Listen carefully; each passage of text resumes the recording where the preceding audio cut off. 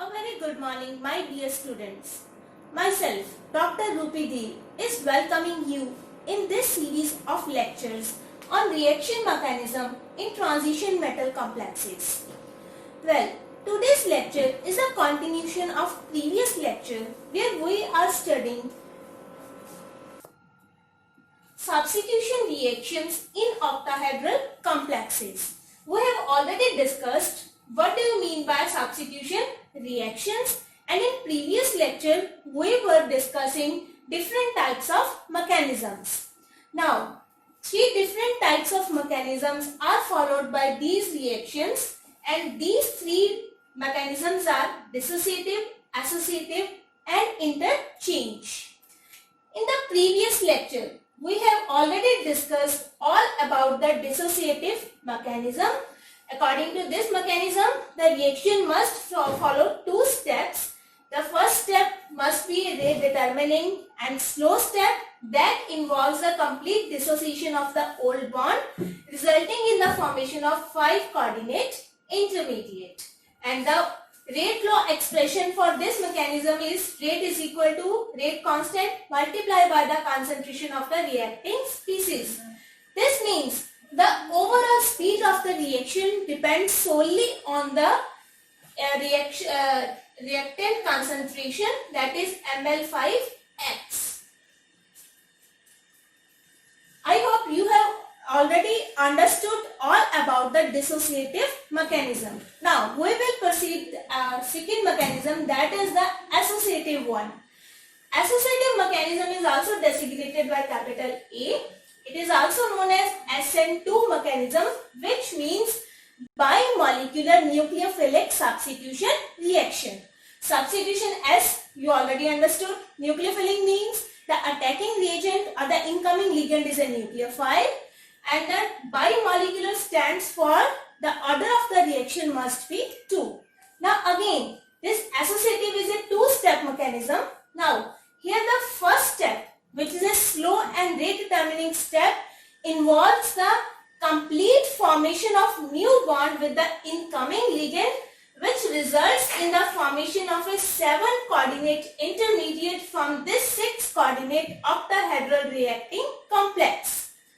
Now, the rate law expression for this reaction is rate is equal to K multiplied by Ml5X, concentration of reacting complex, as well as concentration of the incoming ligand, unlike dissociative mechanism where rate solely depends upon the concentration of the reacting complex and there is no role of the dependence of rate on the concentration of incoming ligand. Again, the second step is a first step which involves a complete dissociation of the old bond, resulting in the conversion of this 7-coordinate intermediate into 6-coordinate product complex.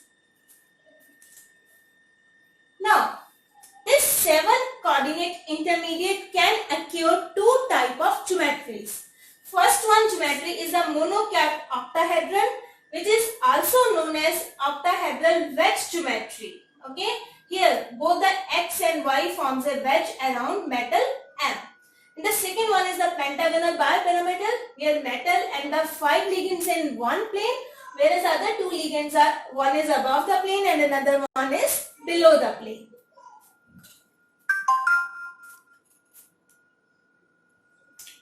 So again, the whole scheme for the associative mechanism, very first this octahedral complex, 6-coordinate complex is attacked by Y, and there is a complete formation of new bond resulting in the formation of 7-coordinate intermediate. Then there is a first step that involves the breaking of old bond resulting in the formation of 6-coordinate product. Now the energy profile diagram for associative mechanism.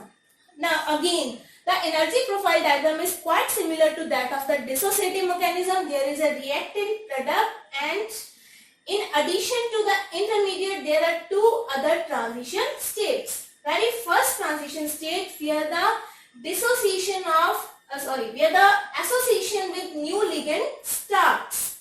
Okay, it is the highest energy state, and after after the complete formation of bond with Y, there is the formation of 7-carbonate intermediate. Then there starts the dissociation of the old bond. Again, next transition state, second highest energy transition state, after the complete breaking of MX bond resulting in the formation of product. Now, in addition to associative and dissociative mechanism, there is another mechanism known as interchange mechanism, and it is designated by I.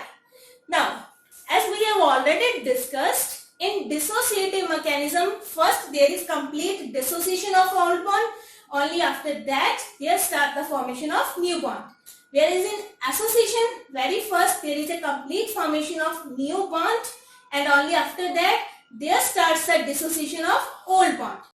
In interchange mechanism, both the dissociation of old bond as well as association with new ligands start simultaneously. Okay, that's why it is known as interchange mechanism.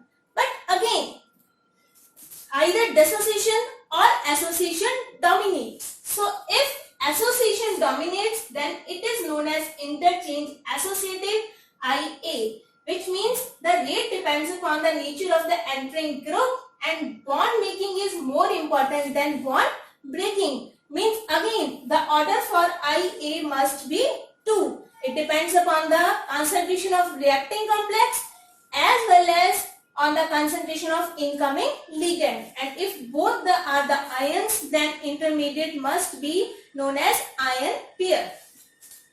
Second is the interchange dissociative. Now here, it somehow relates to dissociative mechanism because now the order of reaction is 1. Means the rate of reaction only depends upon the concentration of reacting complex and not on the concentration of the incoming ligand. And here bond breaking is more important than bond making. This is the energy profile diagram for interchange mechanism. Now here there is only one transition state. Very first, this is the reacting complex. Now in transition state, both the formation as well as dissociation of bonds start simultaneously. Okay. Then after that, there is complete dissociation of the old bond and complete formation of the new bond, resulting in the formation of product complex. So this is all about the various mechanisms followed by substitution reactions in octahedral complexes, and these 3 mechanisms are associative, dissociative and interchange. Hope you all have understood about this lecture. Thank you.